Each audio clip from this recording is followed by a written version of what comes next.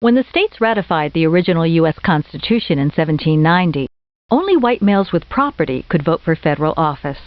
Decades later, at the Seneca Falls Convention in 1848, women gathered to begin a campaign for the right to vote that would last over 70 years.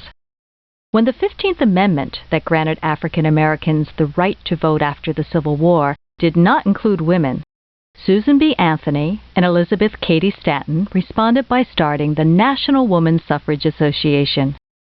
The states could still go their own way on grant rights. In 1869, the Wyoming Territory granted suffrage to women in the hope they could attract more, where they were outnumbered by men 6-1. Susan B. Anthony was a tireless advocate and was arrested in 1872 for trying to vote. Despite her efforts, it would be another 20 years before the next state, Colorado, would grant women the vote in 1893.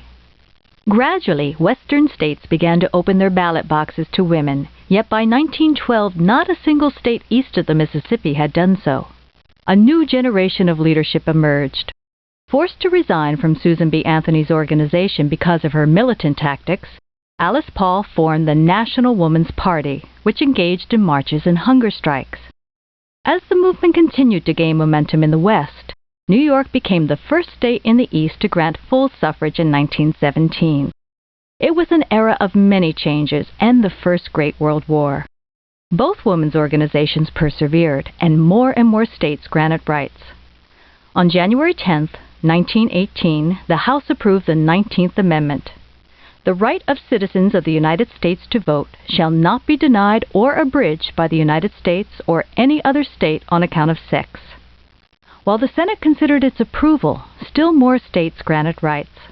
Finally, after a year and a half, the Senate passed the amendment on June 19, 1919. A year later, its ratification by the states made the women's right to vote a permanent part of the United States Constitution.